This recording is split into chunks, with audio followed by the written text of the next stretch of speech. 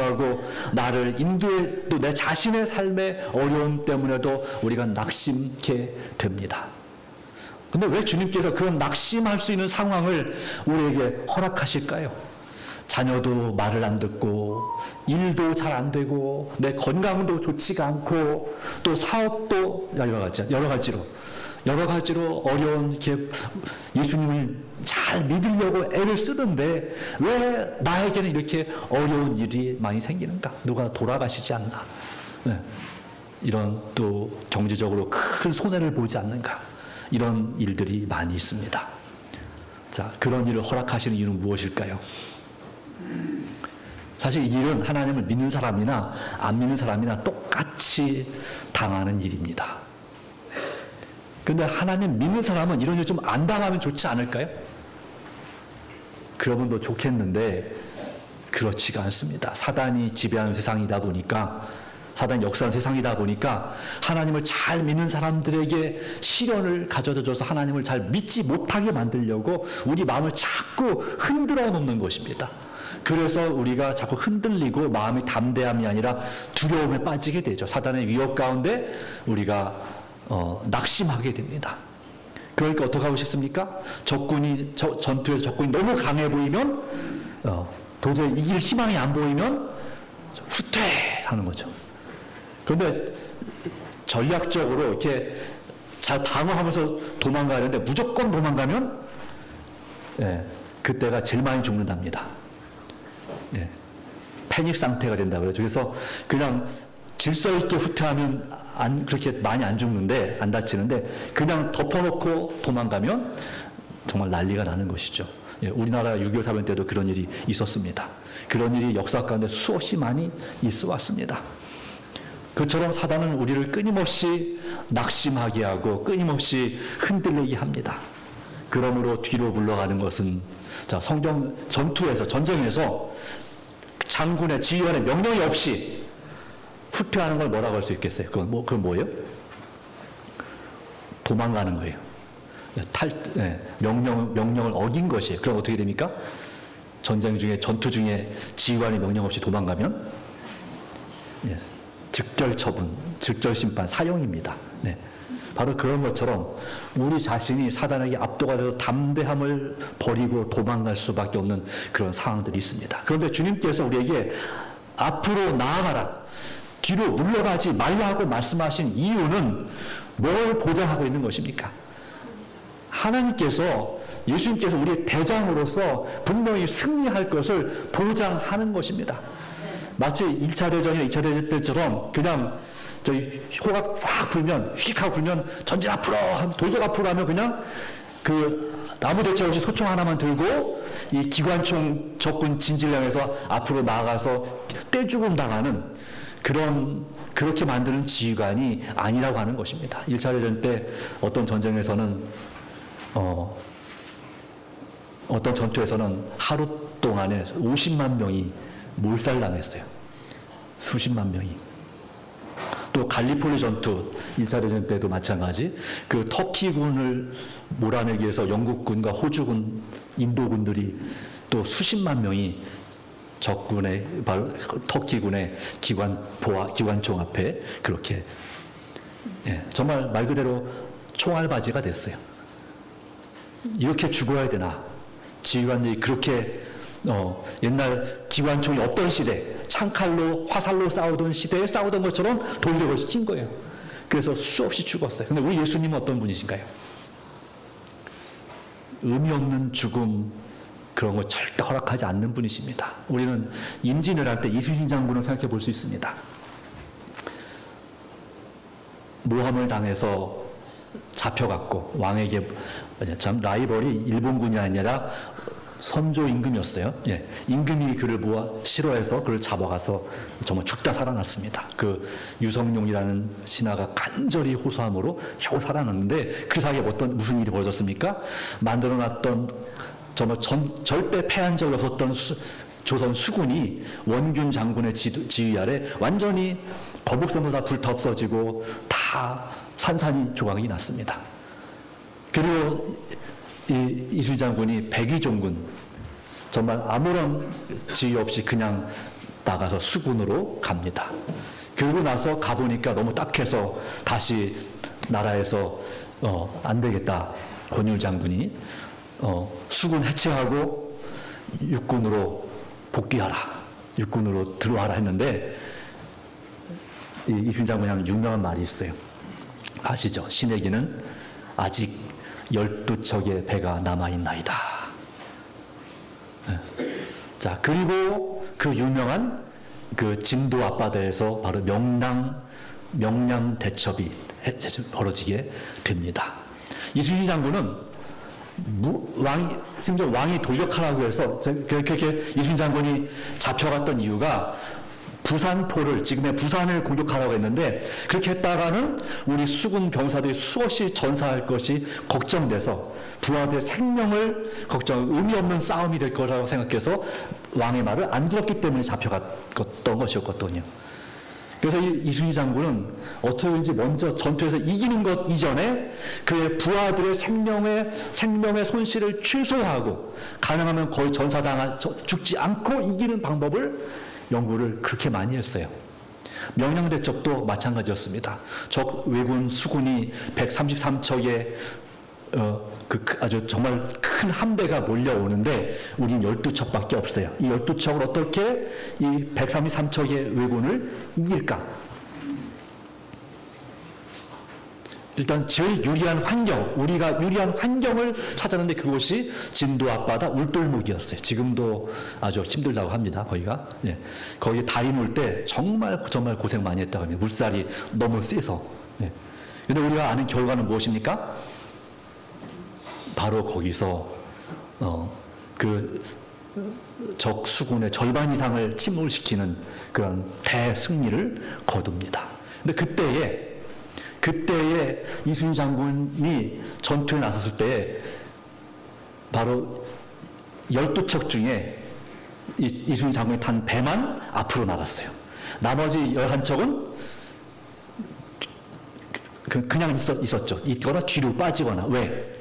앞에 까마득하게 몰려오는 그 적군의 배를 보면서 어떻게 됐습니까? 담담이 사라졌어요. 지가 죽었어요. 이걸 꼭 잘못하면 지겠다. 그럼 적당하게 빠져야 되겠다. 그런데 이순신 장군이 앞으로 나가는 것입니다. 그리고 계속 깃발에서 명령을 내리면 빨리 오라고. 안 오면 하여튼 처벌하겠다. 이렇게 하는데 처음에는 그렇게 깃발이 올라도 안 갑니다. 왜 그럴까요? 죽을 것 같거든요. 너무 장군이 무리하게 하는 것 같거든요. 그러다가 이제 한 척, 두 척씩 겨우 마지못해 가다가 마침내 12척이 같이 함께 적군과 싸우는, 그리고 놀라운 승리를 거두는 그런 모습을 볼 수가 있습니다. 자, 이순신 장군은 자기가 질만한 전쟁에서는 반드시 이길 수 있도록, 질만한 상황에서도, 질 수밖에 없는 상황에서도 반드시 이길 수 있도록 그렇게 전략 전술을 계획했습니다. 그리고 실천했습니다. 그리고 단 한 번도 이순신 장군은 그 전투에서 지지 않았습니다. 23번 싸워서 23번 이겼습니다. 자, 그러므로 우리는 그 이순신 장군을 참으로 존경하고 또 존중합니다. 기억합니다. 그런데 여러분, 우리 대장 예수님은 어떤 분이십니까? 우리가 믿음으로 뒤로 물러가지 않을, 후퇴하지 않을 분명한 이유가 여기에 있습니다. 우리 마음에 담대함과 확신을 잃어버리면 우리는 하나님께 나아갈 수가 없습니다. 그런데 바로 우리 대장 예수님께서 우리에게 이런 상황을 우리에게 시련을 허락하신 이유는 바로 뭐냐면 이길 수 있다고 하는 것이고 이기게 해주시겠다는 분명한 약속이 여기 있는 것입니다. 그러므로 후퇴하는 것은 죄다라고 말씀하죠. 그러므로 회개하고 주님 앞에 낙심하지 말라, 이것이 영광을 얻느니라. 너희 담담을 버리지 말라, 이것이 큰 상을 얻느니라. 그러므로 우리는 전진하는 힘을 얻어야 될 줄로 믿습니다. 우리는 영혼을 구원에 이르는 믿음을 가진 하나님의 사람이기 때문에 그렇습니다. 우리는 선한 싸움을 싸우는 것이고 우리만 싸우는 것이 아니라 함께 싸우는 것이고 우리를 위하여 의로운 면류관이 예비가 되어 있던 사실을 기억하시기 바랍니다. 그러므로 우리는 주의 재판장이 의로우신 재판장이 그날에 내게 주실 것이며 주의 나타나심을 사모하는 모든 자에게는이라. 그러므로 어떻게 후퇴되신 전진할 수 있을까요? 우리는 주님 안에서 바로 로마서 8장 30절 말씀을 기억합니다. 한번 보겠습니다. 그러나 이 모든 일에 우리를 사랑하시는 이로 말미암아 넉넉히 이기느니라. 아멘. 네. 넉넉히 이기느니라. 그래서 주님 안에서 우리를 사랑하시는, 정말 사랑하시기에 우리를 확실히 도와줄 수 있고, 우리의 마음을 가장 잘 아시고 어떻게 하면 우리가 이길 수 있는지 아시는 예수님을 통해서 우리는 넉넉히 이기느니라. 간신히 이기느니라가 아니에요. 비기느니라가 아니에요. 반드시 지느니라가 아니에요. 뭐라고요?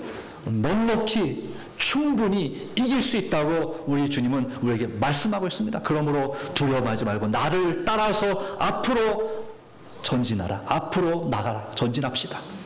자, 바로 우리 대장 예수 앞서가시니 참미가 550장. 예수님께서는 우리만 앞으로 보내는 것이 아니라 먼저 그분께서 앞서 가십니다. 그리고 우리 앞에 모든 적군의 모든 공격을 막아주십니다. 그리고 그 천사로 지켜주시고 함께하사 성령으로 충만케 하시고 우리로 하여금 그렇게 승리하게 하실 수 있는 분이십니다. 그런데 우리 마음에 담대함과 확신이 없으면 보자마자 손들어 버리는 거죠. 네. 그냥 지는 거죠.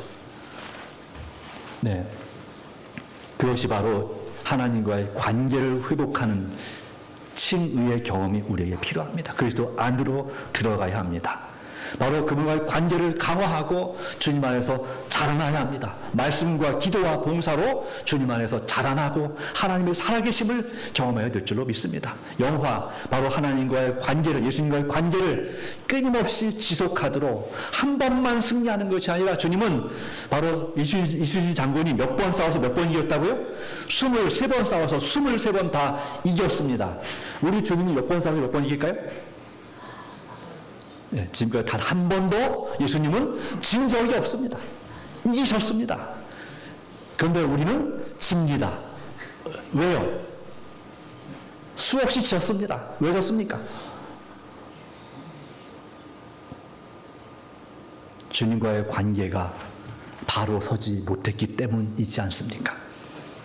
내가 세상을 사랑하고 하나님의 은혜 가운데서 살아야 되는데 은혜 밖에서 있으니 우리가 승리할 수 있겠습니까? 여기에 말했습니다. 이 모든 것은 바로 그리스도와 연합하는 여부에 달려있다. 날마다 시간마다 그와 더불어 교통함으로 그 안에 거함으로 된다. 그리고 주님은 우리 가는 길의 처음과 나중만 아니라 우리 가는 길의 발자국마다 함께 하실 것이다 라고 하는 것입니다. 예, 모래 위에 발자국이라는 시가 있습니다. 예, 거기에 보면 처음에 이 백사장에 쭉 간 발자국이 두 사람 발자국이 쭉 갑니다. 가다가 어느 순간 이 발자국이 한 사람 발자국으로 바뀌었어요. 그러다 가만히 보니까 왜 그때 바뀌었나 봤더니 거기가 이제 좀 개울 같은 걸 건너가지고 좀 어려운 코스일 때 발자국이 하나밖에 없는 거예요. 그래가지고 이 사람이 실망해서 하나님께 따졌습니다. 예수님께. 아니 예수님, 제가 어려울 때나 아니면 평안할 때나 늘 함께 하신다면서요. 그런데 왜 제가 그렇게 어렵고 힘들 때는 왜 저 혼자만 놔두셨나요? 실망했어요 하나님. 그렇게 얘기했더니 뭐라고 했어요? 나의 사랑하는 아이야. 사실은 뭐라? 그때 내가 너를 업고 걷는 것이다. 그 발자국 누구 발자국? 예수님 발자국이다. 내 발자국이다. 네 발자국 아니고. 여러분 정말 힘들고 어렵지 않습니까? 바로 그때 주님께서 여러분을 업고 건너십니다. 앞서가시고 지켜주시고 함께 하십니다. 그러므로 여러분 나의 의는 믿음으로 말미암아 살리라. 나의 의는 믿음으로 말미암아 살리라. 뒤로 물러가면 기뻐하지 않는다는 말씀을 기억하시 바랍니다. 오직 나의 의는 믿음으로 말미암아 살리라. 우리는 어떤 믿음을 가진 사람입니까? 뒤로 물러가 멸망할 자가 아니요 오직 영혼을 구원함에 이르는 믿음을 가진 자니라. 한 선교사의 경험처럼 우리는 남김없이 후퇴 없이 후회 없이 하나님을 의지하는 삶이 되기를 간절히 소망합니다. 네. 자, 그러므로 네, 마지막입니다. 우리는 예수님의 재림을 기다리며 믿음으로 이기고 믿음으로 섬기도록 날마다 기도와 묵상의 시간을 갖게 되기를, 그리고 봉사하는 시간을 갖게 되기를 간절히 바랍니다. 우리는 이길 수 있습니다. 믿음으로 승리할 수 있습니다. 어떻게 승리할 수 있습니까? 넉넉히 승리할 수 있습니다. 그분의 뜻대로, 그분의 능력으로 우리는 승리할 수 있습니다. 여기 이와 같이 말씀하고 있습니다. 치료봉사의 말씀 가운데 과거의 과오와 실패가 어떠하든지 간에 우리는 하나님의 도우심으로 그것을 딛고 일어설 수 있다. 빌립보 4장 13절, 내게 능력 주시는 자 안에서 내가 모든 것을 할 수 있느니라. 하나님께서는 당신의 백성을 뭐했다? 버리지 않으셨다. 이 말씀은 옛날에만 버리지 않으신 것이 아니라 지금도 버리지 않으십니다. 그러면 유일한 안전책은 뭘까요? 하나님께로부터 이미 받은 빛을 간직하고 하나님의 허락을 굳게 붙잡고 계속해서 성경을 연구함으로 오래 참고 깨어 있는 것입니다. 이것이 바로 주님 안에서 바로 우리가 승리하는 비결이라고 말씀하고 있습니다. 여러분, 믿음으로 전진합시다. 우리 대장 예수께서 앞에 가십니다. 그리고 함께 하십니다. 능력을 주십니다.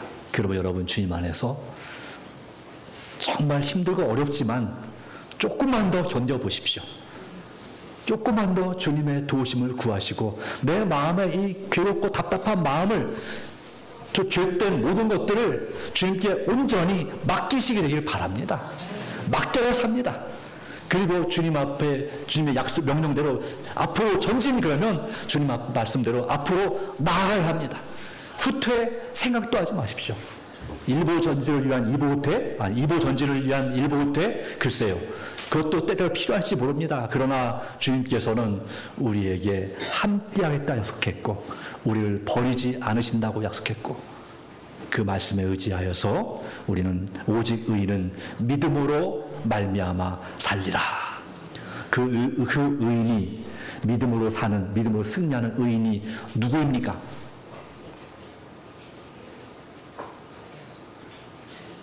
누가 믿음으로 말미암아 사는 의인입니까? 바로 나. 따라해 보시죠. 바로 나. 바로 납니다. 우리입니다. 바로 우리가 믿음으로 말미암아 살아야 합니다. 믿음으로 살아야 합니다. 예수 믿음으로 살 수 있습니다. 주님 안에서 끝까지, 주님 오실 때까지 끝까지 견디는 자가 구원 얻는다 했으니 끝까지 주님 안에서 예수님의 제자가 되기를, 그러므로 우리를 쉬게 하신 주님을 통해서 함께 하심을 경험하는 성도가 되기를 간절히 바라면서 말씀을 드립니다.